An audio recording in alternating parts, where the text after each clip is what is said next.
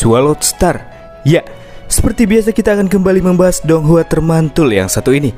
Sebelum beranjak ke pembahasannya, biar nggak lupa kita akan sedikit ulas dulu episode sebelumnya. Dari beberapa harta yang Lao Feng dapatkan dari warisan bintang meteorit, yang terkuat dan telah berada di genggamannya sekarang adalah pecahan pesawat ruang angkasa yang dikatakan bahkan mampu mengalahkan Lesion sekalipun itu. Ada pula anggur kontak awan yang kini sudah menjadi rekan setia, di mana tumbuhan merambat tersebut akan menemani Lao Feng dalam pertempuran nantinya. Dan supaya Lao Feng tidak salah langkah dalam mengambil keputusan, mulai saat ini Babata juga akan membimbingnya dan berperan sebagai guru menggantikan sang master bintang meteorit, Huyan Bo. Namun jalan Lao Feng untuk menjadi pejuang yang terkuat di alam semesta masihlah sangat-sangat panjang. Lalu bagaimanakah kisah selanjutnya? Ya, tanpa perlu berlama-lama lagi, kita langsung saja ke jalur ceritanya.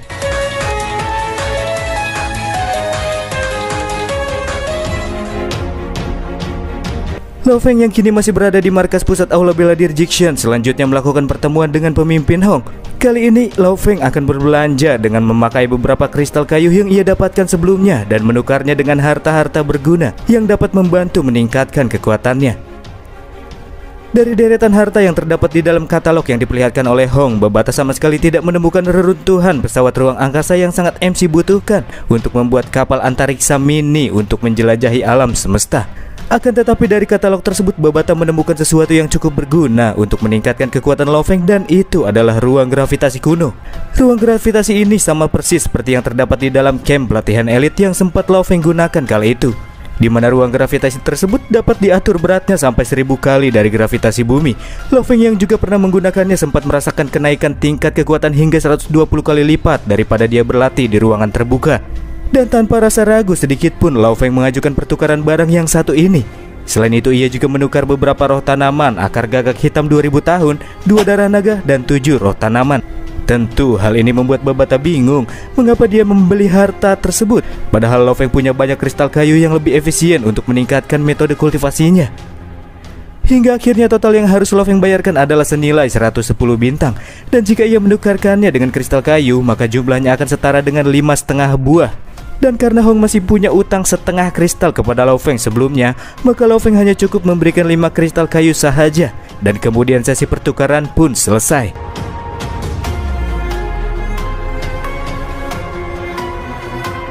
Tepat setelah Lao Feng keluar dari ruangan Hong, nampak terlihat seorang tante bersama dengan para bodyguardnya yang datang dengan sengaja untuk menemuinya. Tante-tante ini memperkenalkan dirinya sebagai sang permaisuri yang menguasai dunia bawah tanah, sang ketua HR Alliance yang bernama Isadona.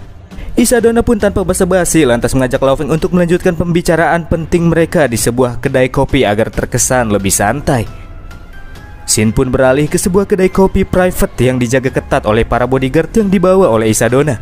Dan alasan mengapa orang penting seperti dirinya datang kepada MC, itu semua terkait dengan harta kristal kayu, di mana dirinya bertanya apakah Lao Feng masih mempunyai sisa kristal berharga tersebut setelah ia menukarkan beberapa kristal kepada Hong. Karena jika Lao Feng masih memilikinya, maka HR Alliance bersedia untuk membelinya dengan harga yang lebih tinggi sebanyak 3 kali lipat daripada harga biasanya. Babata yang mendengar dari ruang inti kristal pun cukup jengkel mendengar ucapan Isadona, sebab menurutnya meskipun seseorang membayarnya seharga 100 kali lipat sekalipun, dengan konversi mata uang di bumi itu masih belum cukup untuk membayar setengah dari harga kristal kayu sesungguhnya, serta manfaat yang akan didapatkan oleh para pejuang tersebut. Ya, dari apa yang diketahui Lao Feng dalam hal kristal kayu, bila seseorang war god tingkat menengah atau tingkat tinggi mengkonsumsinya, maka orang tersebut dengan instan akan naik ke tingkat penjelajah bintang tanpa perlu susah payah. Dengan harta melimpah yang dimiliki oleh HR Alliance, tidak heran mereka berani untuk mengeluarkan banyak uang demi mendapatkan kristal berharga tersebut. Namun menurut Babata sangat disayangkan karena makhluk-makhluk bumi sangat menginginkan harta yang satu ini cuma untuk meningkatkan seorang pejuang ke tingkat penjelajah bintang saja. Padahal harta tersebut tidak bisa dibandingkan dengan apapun. Apalagi penjelajah bintang tingkat awal itu cuma pejuang ecek-ecek di alam semesta. Tapi manusia bumi malah menganggap pejuang di tingkat ini sangat kuat. Di sini Babata juga menyarankan Lao Feng untuk bertanya terkait dengan hal reruntuhan pesawat ruang angkasa kepada Isadona. Setelah mendapatkan arahan dari Babata, Lao Feng pun mengaduk-aduk kopinya dengan kekuatan mental. MC yang menggunakan kekuatan mentalnya secara terang-terangan pun membuat para bodyguard Isadona mulai memasang sikap waspada. Sebab apa yang ia lakukan dalam sesi negosiasi tersebut menunjukkan apabila Lao Feng menantang pihak yang mengajukan tawaran. Karena kristal kayu merupakan barang yang tak ternilai harganya, di sini Lao Feng tidak mau menukarnya dengan uang, melainkan suatu benda yang juga memiliki harga yang tak ternilai, dan itu adalah reruntuhan pesawat ruang angkasa atau barang-barang kuno lainnya. Dan ternyata insting Babata benar adanya, di mana Higher Alliance memang memiliki beberapa dari barang-barang tersebut. Dan Isadona yang menyetujuinya akan segera mengirimkan daftar barang-barang reruntuhan kuno yang didapatkan pihak Higher Alliance dalam 2 hari mendatang kepada Lao Feng. Dan sesi negosiasi pun ditutup oleh Isadona yang menyeruput secangkir kopi kapal api ruang angkasa. Shin kemudian beralih ke tempat kediaman Lao Feng dan masih bersama MC yang akhirnya pulang ke rumah karena sudah cukup lama ia tidak menemui keluarganya setelah melaksanakan misi di Pulau Berkabut. Lao Feng juga lantas menyediakan sepiring roh tanaman yang sebelumnya ia beli kepada keluarganya untuk dikonsumsi. Setelah mereka mengkonsumsinya, Lao Feng pun meminta kepada Babata untuk memindai kekuatan fisik dari setiap keluarganya. Manfaat dari roh tanaman tersebut pun langsung berasa efeknya pada peningkatan kekuatan fisik mereka. Pada awalnya ketiga orang ini hanyalah manusia biasa. Namun setelah mengkonsumsi roh tanaman, kekuatan fisik sang ayah kini telah menjadi pejuang tingkat 3, ibunya pejuang tingkat 2, dan Lo Hua pejuang tingkat 3. Harga dari setiap roh tanaman yang mereka makan itu sangat mahal. Oleh karena itulah, agar membuat mereka tidak khawatir, Lao Feng mengatakan kalau itu hanyalah semacam suplemen biasa saja. Ia juga meminta sang ayah untuk mencoba berdiri dengan tegap dengan tubuhnya yang sekarang. Di sini sang ayah bukan hanya mampu berdiri dengan tegap, namun kondisi tubuhnya juga menjadi sangat fit dan terlihat begitu energik. Bahkan di usia paruh bayanya ia juga bisa salto di udara. Dan untuk selanjutnya, Lao Feng akan mengajak keluarga cembaranya ini ke suatu tempat.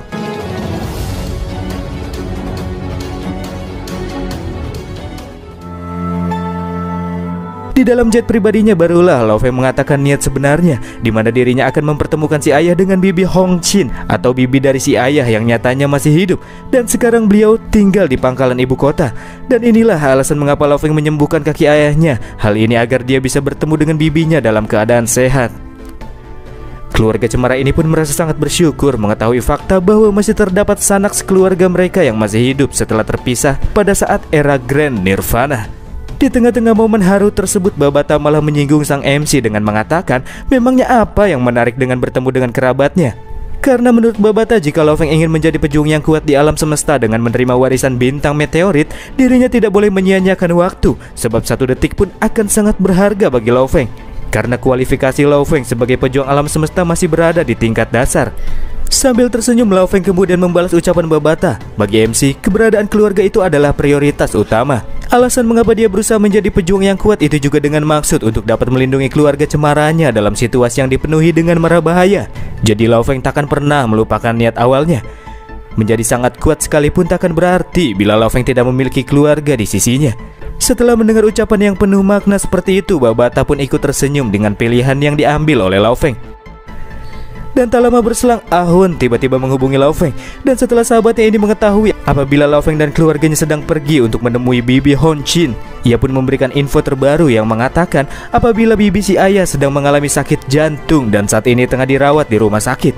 Tentunya fakta ini membuat mereka semua kaget. Wajah bahagia mereka seketika berubah menjadi wajah yang dipenuhi dengan rasa kekhawatiran.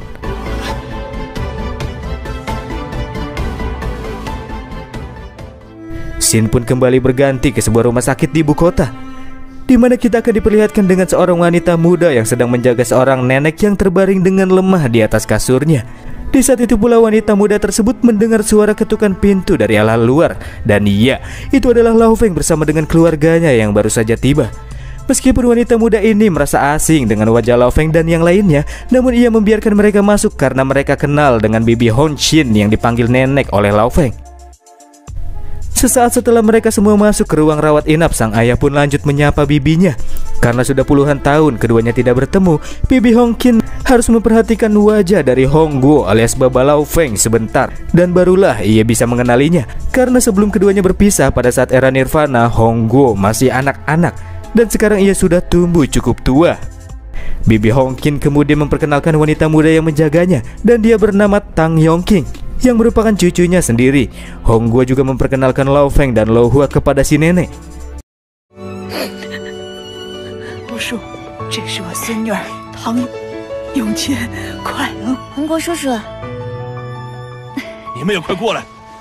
Tapi tiba-tiba saja muncullah segerombolan jamet yang masuk ke dalam ruangan tersebut dengan gayanya yang Belgi. Mereka dibawa oleh seorang pria bernama Wang Qing'an yang gayanya sok cool. Dan pria ini merupakan orang penting yang sangat ingin menikahi Tang Yongqing meskipun wanita tersebut selalu menolaknya. Pria ini jugalah yang sudah membuat Bibi Hongqin terkena serangan jantung karena sikap King An yang selalu semena-mena dan memaksa dengan metode apapun untuk bisa mendapatkan Yongqing. Kehadiran pria songong tersebut kembali mengingatkan Lao Feng dengan seorang pria yang sempat membuat masalah dengan MC pada saat memperebutkan Shushin sebelumnya, dan pria tersebut bernama Wang Qingpin. Jika melihat dari nama marga keduanya yang sama-sama Wang dan kelakuannya yang sama-sama songong karena terlahir dari keluarga kaya, sepertinya keduanya merupakan saudara. Karena terlahir dari keluarga kaya, turunan kerajaan pria ini pun beranggapan bahwa ia bisa mendapatkan segalanya. Dan banyak wanita yang mengantri untuk menikahinya. Tapi hingga saat ini, walaupun sudah menggunakan metode-metode kasar seperti ancaman dan sebagainya, King An masih belum bisa mampu meluluhkan hati Yongqing. Namun itu hanya supremasi kepada dirinya sendiri. Karena tentunya dengan kelakuan semenyebalkan itu, mana ada waifu yang mau nikah dengannya. Demi mengusirnya, Yongqing juga sempat mengarahkan sebilah pisau meskipun itu tidak membuat nyali King An gentar sedikitpun. Dan King An bisa merebutnya dengan mudah. Selain itu, King An juga mengatakan apabila bisnis keluarga Tang yang telah diakuisisi kepemilikannya oleh perusahaan asing, dosen yang wanita tersebut sayangi mengalami kecelakaan mobil beberapa hari yang lalu, dan sekarang neneknya yang jatuh sakit, serta dokter perawat yang harusnya datang merawat tapi malah tidak datang karena masalah sepele. Itu semua karena ulah King An sebagai balasan karena Yongqing tidak mau menerima mas kawin darinya. Posisi wanita tersebut kini semakin tersudutkan, apalagi ia harus mau tak mau menerima pria songong ini kalau mau keadaan menjadi seperti sedia kala. Tapi di saat itulah, Lao Feng yang sedari tadi memantau situasi akhirnya angkat bicara. Sebagai awalan, ia pun memperkenalkan dirinya yang merupakan sepupu Yongqing yang baru saja tiba dari kota pangkalan Jiangnan.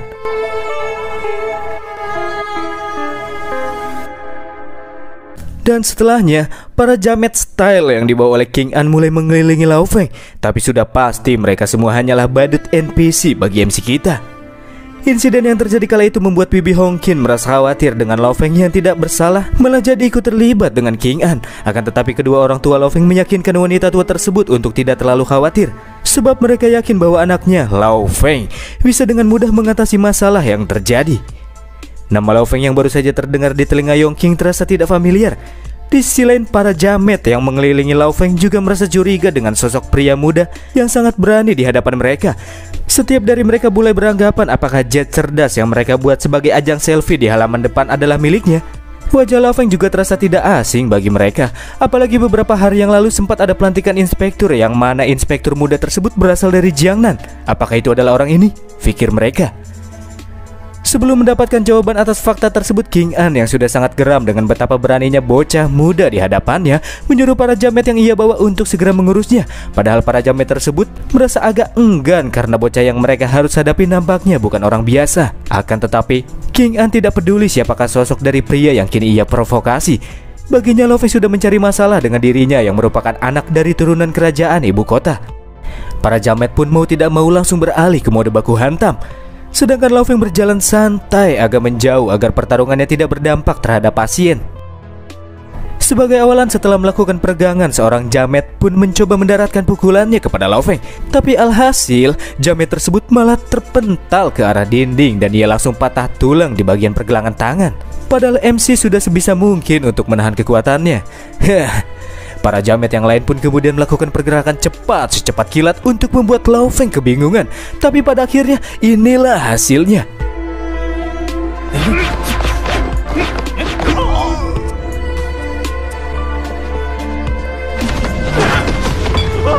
Ya, serangan balik Lao Feng nyatanya lebih wush. Sampai-sampai King An tidak bisa melihat serangan tersebut. Dan kini yang tersisa hanya tinggal satu jamet lagi. Untuk melawan Lao Feng, jamet yang satu ini menggunakan sebuah belati untuk menyerang.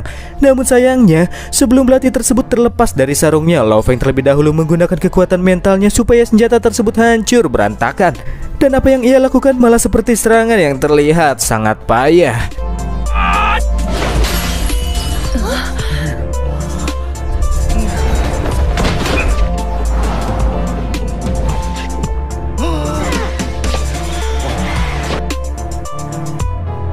King An yang kini tinggal seorang diri berniat untuk kabur, namun ia tetap mengancam MC kalau ia akan diurus oleh seorang dewa perang yang dimiliki oleh keluarga Wang.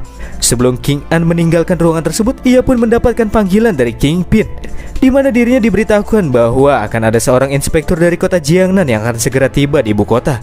Dan Kingpin menyuruhnya untuk menjauh bila bertemu dengannya, kira-kira sejauh 10 km lah, supaya nggak terlempar karena tekanan kekuatan spiritual yang dipunyai oleh si inspektur.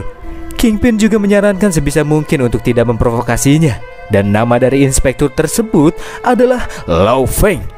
Setelah ia mengetahui bahwa pria yang baru saja ia provokasi bernama Lao Feng, maka habislah. Lao Feng. King An dengan wajah membadutnya langsung lari terbirit-birit karena merasa ngeri. Tapi di tengah-tengah perlariannya ia malah disergap oleh tim Densus 86 yang dikirim untuk menangkapnya. Karena King An diduga sudah terlibat dengan insiden hilangnya beberapa pejuang yang terjadi di dalam ibu kota, dan ia pun kemudian dibawa untuk segera diinvestigasi lebih lanjut. Nampak terlihat di arah lorong rumah sakit para pasukan Bodrek yang berdiri dengan rapi untuk menyambut sosok inspektur lain yang baru saja tiba di sana. Sementara itu di ruang rawat inap, dan alasan mengapa King An ditangkap sebelumnya, semua itu karena ulah Lao Feng yang sempat menemukan jejak digital dari kejahatan King An, dan langsung Lao Feng kirimkan kepada pihak yang bersangkutan. Hingga akhirnya inspektur yang satunya pun menghampiri Lao Feng, dan beliau adalah Inspektur Jiayi. Sebelum memulai obrolan inti, Jiayi sebagai inspektur di ibu kota meminta maaf kepada Lao Feng karena ia malah terlibat dalam masalah setelah ia tiba di ibu kota. Dikatakan pula bahwa King An ini adalah pria yang sangat sombong karena ia merupakan pewaris utama dari kerajaan ibu kota. Namun Jiayi tidak menyangka apabila pria tersebut juga melakukan pembunuhan seenaknya. Jadi meskipun ia adalah orang penting sekalipun, King An akan tetap ditahan dan dijatuhi hukuman berat sesuai dengan kebijaksanaan yang sudah ditetapkan. Nah, ini baru hukum, nggak kayak di negeri Wakanda yang saya tinggalin sekarang. Dan lanjut ke inti obrolannya, sama seperti Isadona, di sini Jiayi juga sudah menyiapkan daftar reruntuhan pesawat yang diminta oleh Lao Feng, dan ini akan ditukarkan dengan kristal kayu. Menurut Babata, dari sekian banyak reruntuhan kuno yang ada di daftar, tidak ada satupun barang yang berharga. Bahkan harga dari seluruh barang-barang tersebut tidak sebanding dengan satu bongkah kristal kayu. Namun bagi Lao Feng, harga nilai pertukaran di alam semesta itu berbeda dengan di bumi. Ya, karena sudah tidak ada pilihan lain, Babata pun harus merelakannya. Dan kemudian ia pun mengirimkan daftar barang yang mesti Lao Feng ambil selanjutnya. Dari daftar yang diminta Babata, setidaknya ada sejumlah 5.000 ton barang yang akan Lao Feng bawa pulang. Itu sangat banyak, dan Jiayi berkata kalau satu bongkah kristal kayu tak akan cukup untuk membeli barang-barang sebanyak itu. Oleh karena itulah dalam sesi pertukaran ini, Lao Feng akan memberikan 2 kristal kayu kepada Jiayi, dan keduanya pun sepakat.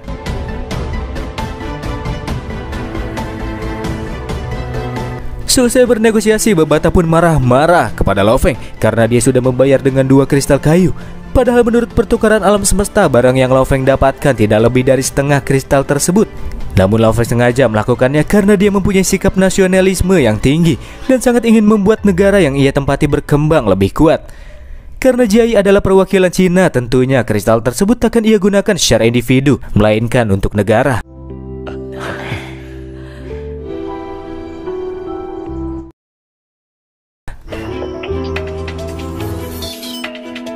Setelah menyelesaikan tugas mempertemukan keluarga yang sempat terpisah dan telah mendapatkan banyak barang reruntuhan kuno, sekarang Lao Feng sudah merasa puas. Dan selanjutnya ia sudah siap untuk berlatih demi meningkatkan kekuatannya. Babata pun mengatakan untuk mendapatkan kekuatan dari warisan bintang meteorit, mereka harus berpacu dengan waktu. Dan setelah melihat daftar reruntuhan yang sempat diperlihatkan oleh Jiayi, Babata juga mendapati apabila bintang meteorit bukanlah satu-satunya peradaban asing yang telah menjajakan kakinya di bumi, tapi masih terdapat peradaban asing lainnya. Dan itu menunjukkan pertanda yang tidak baik-baik saja. Ia juga yakin kedepannya akan ada peradaban asing yang jahat dan serakah yang akan segera menginvasi umat manusia di muka bumi.